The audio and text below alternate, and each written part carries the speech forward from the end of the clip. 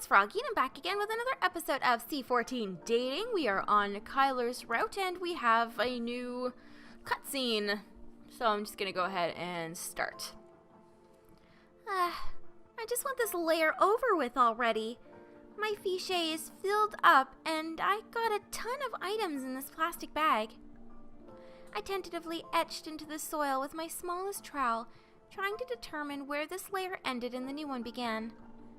It wasn't as clear-cut as I had hoped. Hendrik did say the sediments were rarely consistent like a cake.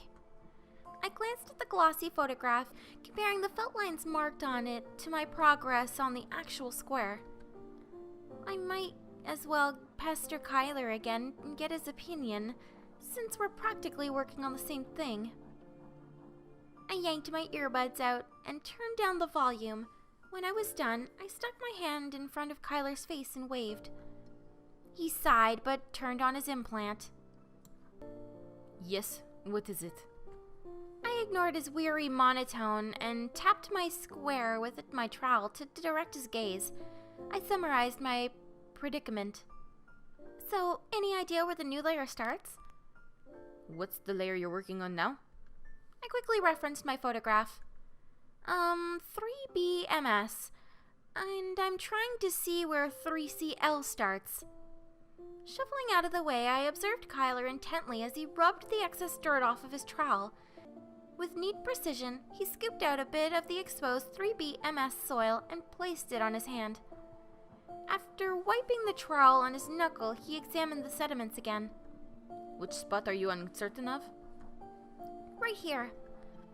This time, he carefully dug out a sample of the possible layer, leaving a visible mark.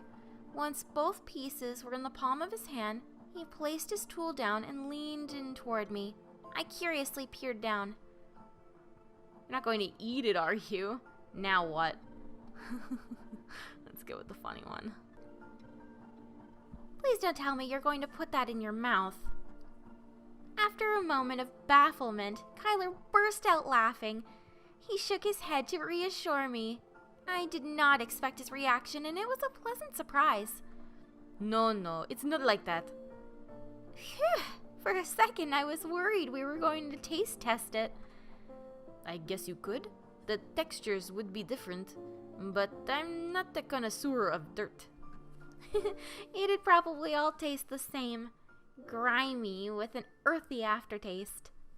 Well, if you want to eat dirt, be my guest, but I think my method will be a little less disgusting. The amused smile faded, and he became serious again. Here, your hand. I obeyed, and he placed the first sample onto my palm. Try rolling it into a ball. I switched it and cycled my hands, feeling the dirt tumble between them. I held it up. However, there were cracks already, and I could feel it all falling apart between my fingers. It sort of worked. It crumbles easily, though. Very gritty. Sandy even. Sand with a bit of a loam.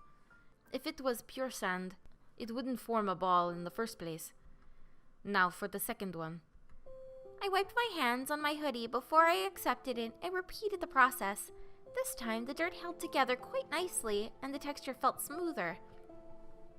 Does it feel like the same layer to you? Not at all. I presented the rolled-up sample, and Kyler took it back. He started to flatten the ball into a thread, but it broke before it could even get thin enough. It's loam. Neat! You're good at this. He wiped his hands, then hastily glanced away as he jabbed his trowel.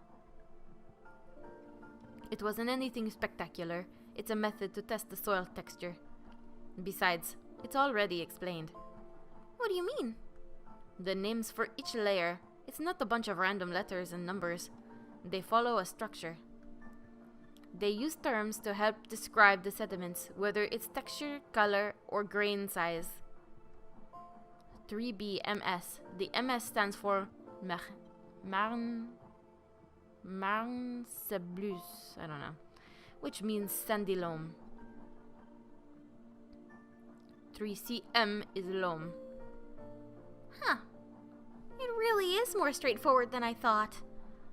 Are there any sediments you hate excavating? The layers that are purely rock and stone are pretty annoying. And clay sediments. Clay is extremely adhesive, and it's a pain to clean the trowels every few cuts to take the dirt off. The bottom layers of our square contain clay. Great. I picked up my trowel and examined the 2 spots Kyler had notched. Anyway, thanks for showing me that trick. Sorry to keep bothering you about this. I try to ask Sherry when I can. It's fine. What did you call us before? Square mates? I believe I did. Why, accepting that title now?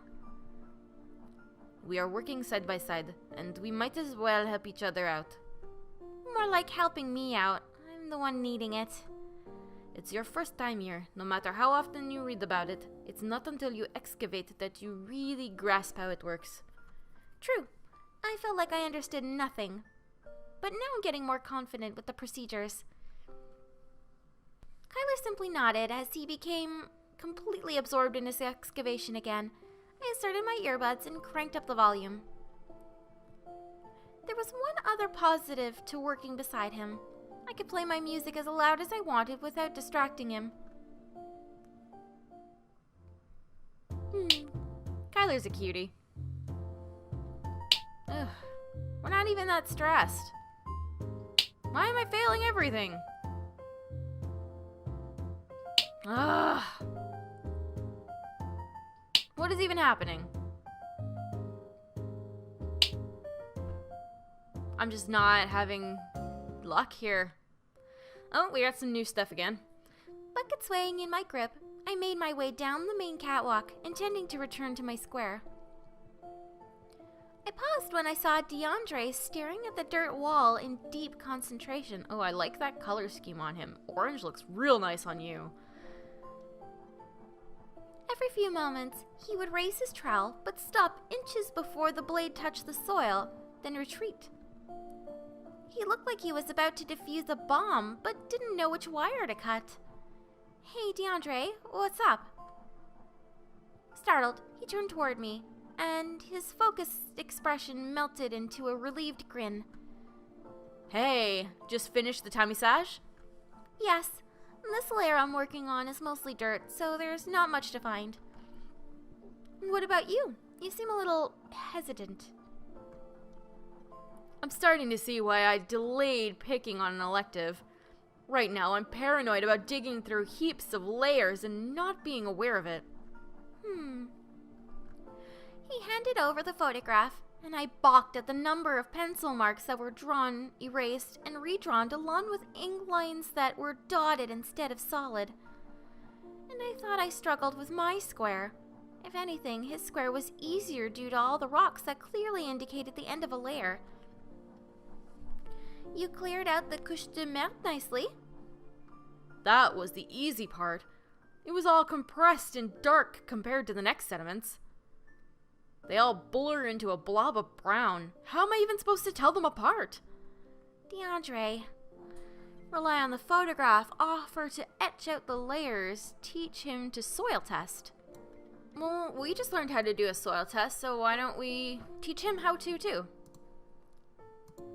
There's always etching out the stratigraphy, but that's only a temporary solution and not the most reliable. If you like, I can show you a method to tell sediments apart without resorting to the photograph alone. Really? Sweet as. Here, I'll show you. Recalling what Kyler taught me, I made one notch in the uppermost sediment and a second in the layer directly beneath it. I presented it to DeAndre, who glanced at it curiously, but also with a sense of expectation. We're comparing it? By testing the texture. Here, can you form a ball with this one? I tipped my hand over so he caught the first sample, and he rolled it casually. However, the dirt failed to stick together. That's a very sandy layer, all right. Here's the second one. Is there any difference? This one sticks together. He held it between his thumb and pointer finger to demonstrate. And voila! The color is similar, but the texture isn't. Of course, this is more useful if the sediments are silty. It looks like half of your square is pure rocks. I think that's one whole layer. He descended his hand like an elevator to emphasize the scoop. Anyway, thanks for that. Maybe I'll do a decent job here. I don't want to go back to the lab. Didn't like the lab so much? Ugh, it was boring and repetitive. Then again, so is excavating, but at least you're not getting high off ink and nail polish fumes. Sorry, this is something you're striving for, and I sorta... Please, it's fine. Even if you don't like it, I'm glad you're trying to do your best anyway. That's to avoid failing. I'd hate to end up retaking an elective, especially one that goes for a full semester. I just want to graduate already. 3-year degree? Or like 5-year if you're balancing work as well. Work? What's your job? I play for Perona RC, or RC standing for Rugby Club, of course. It's not your university team? I always assumed it was like that. And you get paid for it? Wait. That's right. I'm a professional rugby player. My team participates in the top flight league here. No way! Why didn't you tell me before? It's not that amazing, Mel. I certainly worked my arse off for it, but I'm not one to brag. Much. Besides, even if I did, it's not as if you'd heard of the team or even the league. True. I don't even follow it back home. Is rugby popular here? Not as popular as football or cycling, but it's a growing sport. And aren't you required to train all year round or something? Shoot. What did that email say? I think the training resumes in early August, but of course the coach is understanding of my situation. The season itself starts in the fall and runs until May. What? Afraid I'll leave so soon? Despite rolling my eyes, I chuckled at his question. Oh yes, tears on my pillowcase because I lost my best kitchen partner. I admit we do make a pretty awesome duo. He gestured to his square. Now that you've helped me not to fail, I should probably stop distracting you. I don't want you to get marks deducted because you decided to flirt with the star player. That elicited another laugh from me, and we exchanged a cheerful goodbye. Remembering to grab my bucket, I made a beeline for the ladder. I was surprised to find DeAndre was a professional athlete. There didn't seem to be much fuss surrounding him here. That was a cute one. DeAndre's adorable. Alright, well I'm going to go ahead and end this episode here for today. Hope you guys enjoyed it. If you want to see more videos from me, then don't forget to like, comment, and subscribe. Thanks for watching.